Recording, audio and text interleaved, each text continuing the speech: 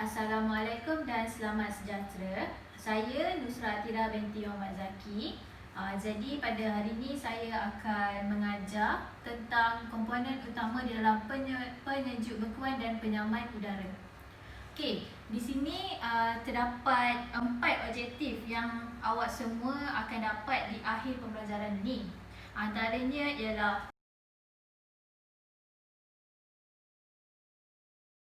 mengetahui salah satu fungsi komponen di dalam penyejuk bekuan ni, dan antara yang saya akan terangkan adalah tentang kompresor atau dipanggil dalam bahasa Melayu pemampat.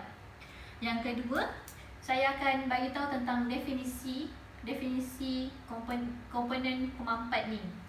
Dan yang ketiga, komponen pemampat ni juga terdapat 5 jenis.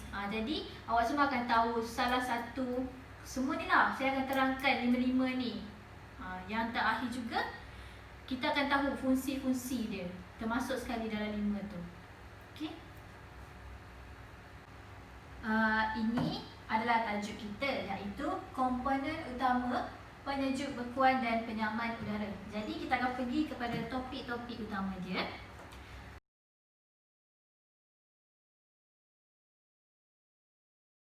Okey, topik yang pertama adalah komponen utama. Komponen utama ni saya nak terangkan pasal pemampat.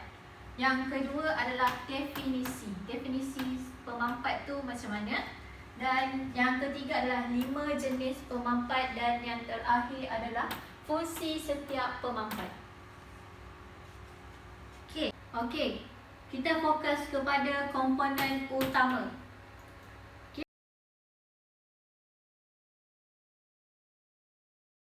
Kita beralih kepada kitaran asas dia.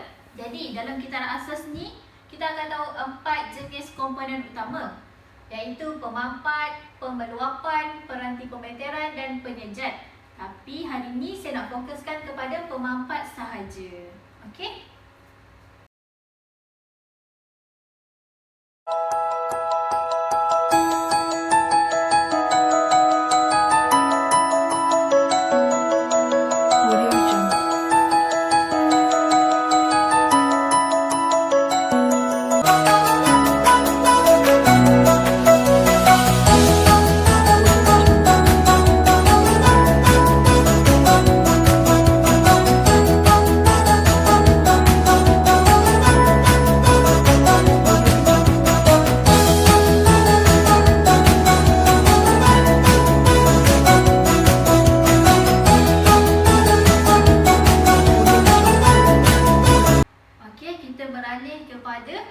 Topik yang kedua iaitu definisi. Okey, macam yang kita tahu, pemampat ni digunakan untuk apa sebenarnya? Awak semua tahu tak dia digunakan untuk apa? Sebenarnya pemampat ni digunakan dalam penyejuk bekuan dan penyaman udara. So kiranya dia memang adalah satu komponen yang terpenting. Kalau tak ada dia, macam mana kita nak gerakkan peredaran udara tu sebenarnya macam tu. So kita tengok tujuan dia. Macam saya cakap tadi, peredaran kan. Jadi dia cakap mewujudkan tekanan. Dia kena ada tekanan supaya bahan penyejuk tu dapat beredar dan mengalir dengan sempurna lah. Kiranya tak ada lah macam tersekat-sekat ke, tak sejuk ke, tiba-tiba panas ke. Kiranya dia takkan berjadi macam tu. Lepas tu, kalau diikutkan pemampat ni, sebenarnya kita punya macam dia lah diberi persamaan. Orang cakap persamaan dia macam jantung kita. Kenapa jantung? Awak tahu kenapa jantung disamakan? Sebabnya kan dah cakap dekat sini, dia kata beredar. Beredar ni dah mengalir, maksudnya dia ada pengedaran. Macam tu. Kalau jantung, kita gunakan untuk pump. Pump apa? Pump darah kita. Jadi macam tu lah juga pemampat ni. Dia digunakan untuk meredakan udara sejuk tu. Sebab itulah dia komponen terpenting. Okey, faham?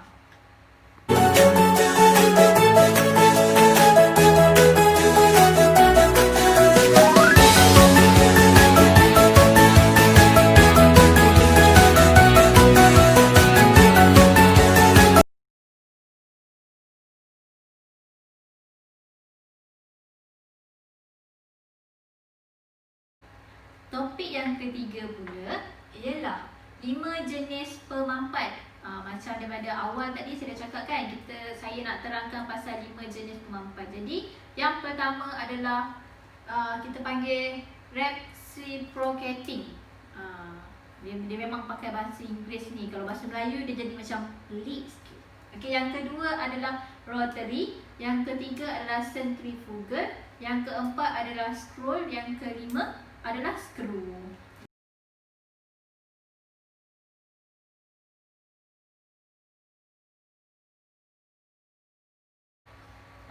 Jadi kita pergi kepada fungsi-fungsi setiap pemampat. Okey, yang pertama adalah reciprocating. Okey, dia terdapat 3 jenis. Dia ada jenis terbuka iaitu open type. Lepas tu yang kedua semi hermetic type, yang ketiga hermetic type. Dia ada masa-masa dia sendiri. Okey, yang ni saya terangkan apa yang paling utama dalam reciprocating ni. Jadinya reciprocating ni penggunaan dia kan dia besar kan. Jadi penggunaan utama dia adalah menggunakan piston. Lepas tu piston ni you all mesti tahu kadang-kadang ada piston jenis 2 type, 3 type. Lepas tu dia digerakkan menggunakan crankshaft. Okey, lepas tu dia boleh bergerak secara tunggal ni ataupun sendirian ni, maknanya dia boleh bergerak sendiri. Benda tu, piston tu boleh gerak sendiri ataupun secara berselang-seli. Satu naik, satu turun, satu naik, satu turun. Macam tu maksud dia bertingkat tu. Selepas tu dia dapat didorong ni macam kita support je lah. Kiranya dia boleh dipakai oleh motor elektrik ataupun mesin pembakaran dalaman. Untuk yang kedua pula ialah rotary. Dia memang dibahagikan kepada 2 jenis. Jadi yang pertama ni dia mempunyai bahagian bilah atau vein yang berputar dengan shaft. Okey, untuk yang kedua pula dia tak sama dengan yang pertama tadi, sebab yang kedua ni dia mempunyai bilah yang tetap. Kenapa? Sebab apa dia tetap? Sebab dia tetap pegun dan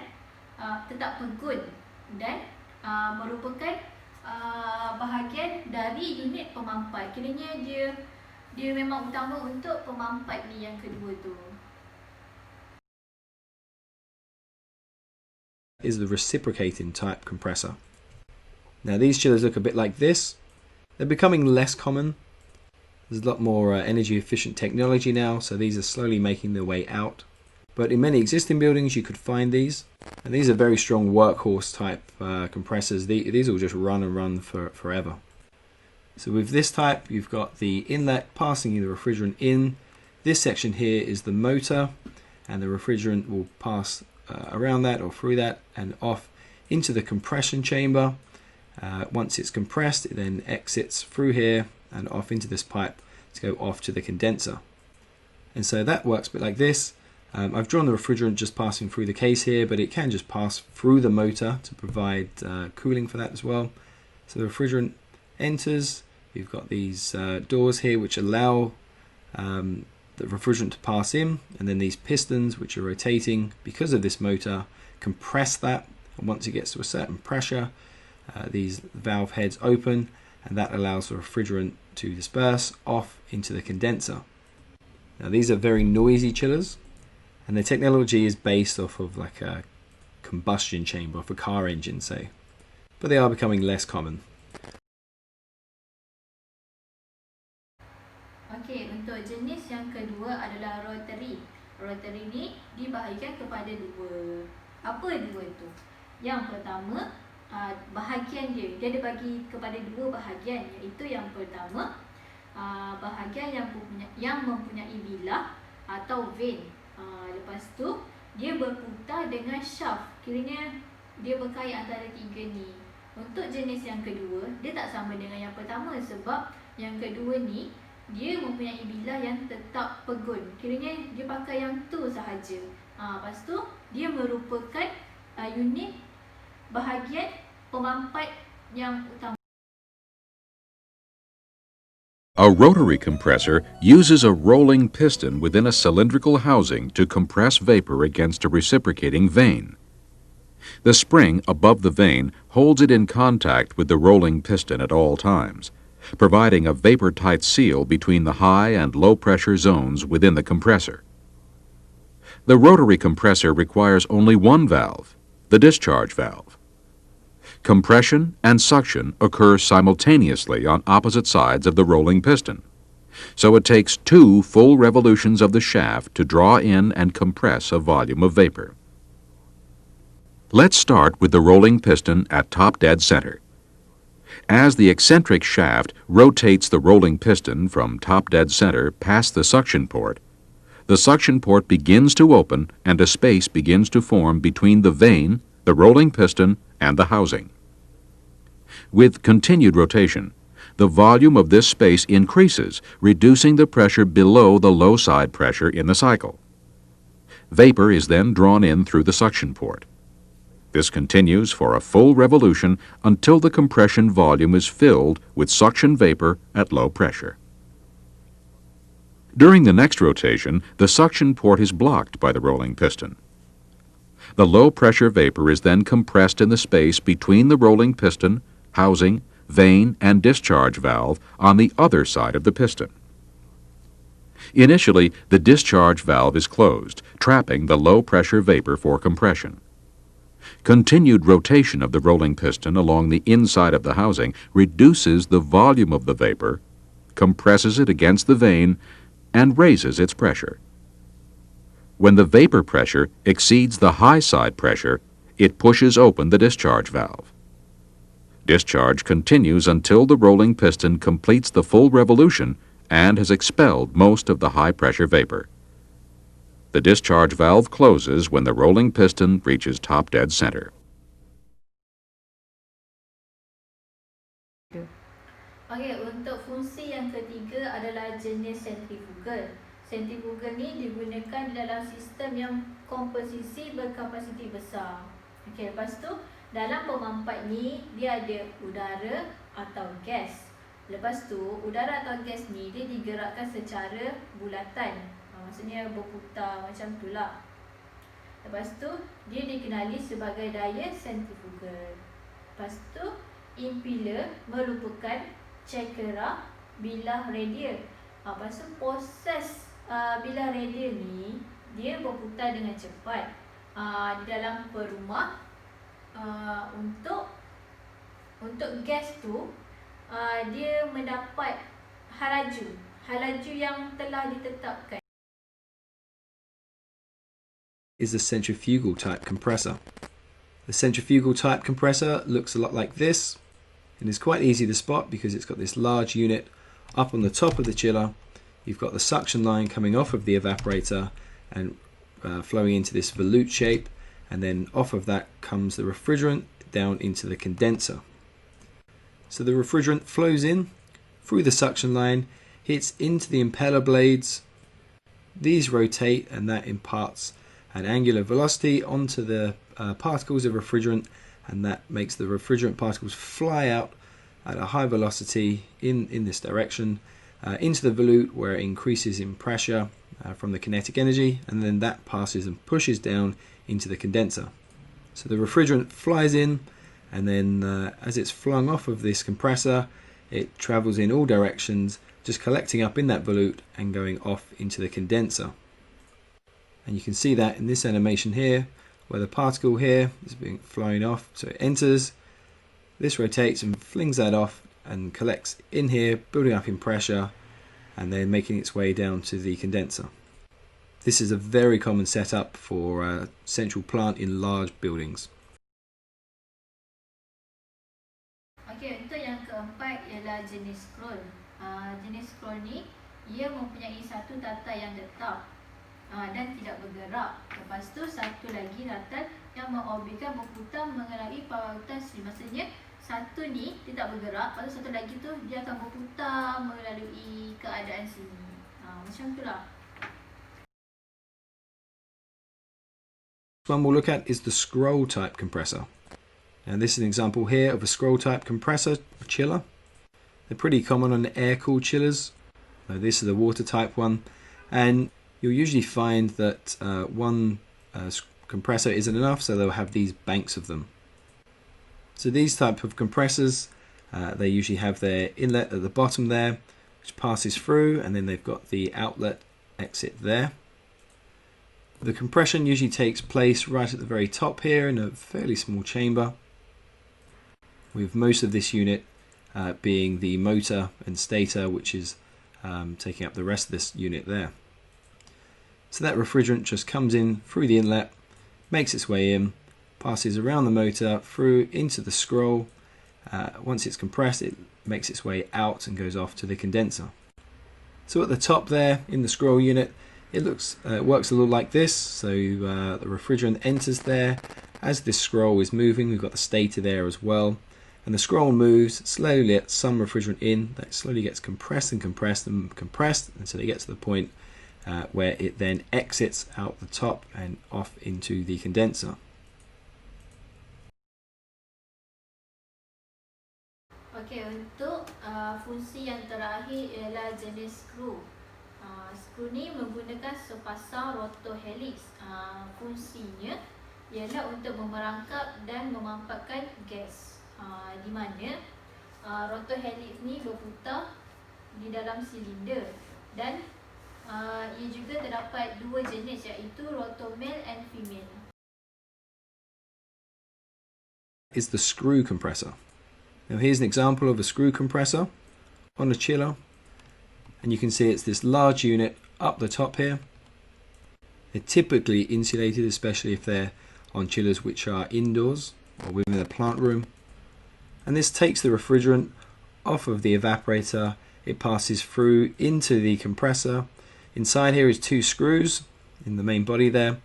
The refrigerant then exits and passes through this tube here. And as it exits, we've got an oil separator here, but then that flows off and then enters into the condenser.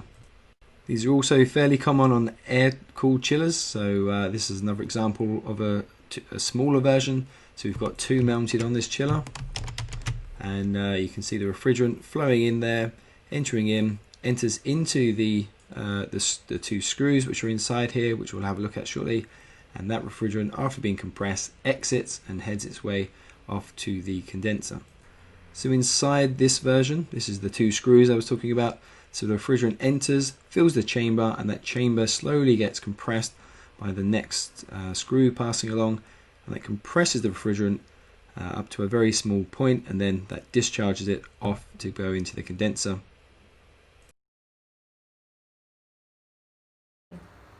Alhamdulillah, akhirnya sampai juga kita kepada penghujung pembelajaran kita, iaitu apa yang kita dapat simpulkan di dalam kesimpulan ini.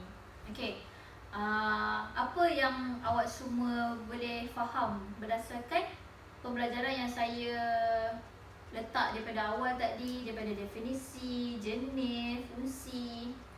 Okey, untuk kesimpulannya, kita kena tahu yang pemampat ni adalah sejenis komponen yang paling utama, sebab tanpa dia kita tak akan boleh untuk menggerakkan proses-proses tu berlaku. Okey, daripada komponen utama tu juga terdapat 4 jenis, iaitu bermula daripada pemampat, pemeluap, TSV dan juga penyejat. Jadi kita juga kena tahu kesemua tu sekali, kerana itulah komponen-komponen utama yang terdapat di dalam penyejuk dan penyaman udara. Saya nak bagi secara tugasan dia atau kerja rumah. Jadi setiap pelajar kan dah belajar tentang 5 jenis pemampat yang ada: reciprocating, rotary, screw, centrifugal. Okey, jadi saya nak daripada reciprocating tu awak cari 3 jenis dia. Lepas tu awak hantar pada saya sebelum minggu hadapan. Sekian, terima kasih.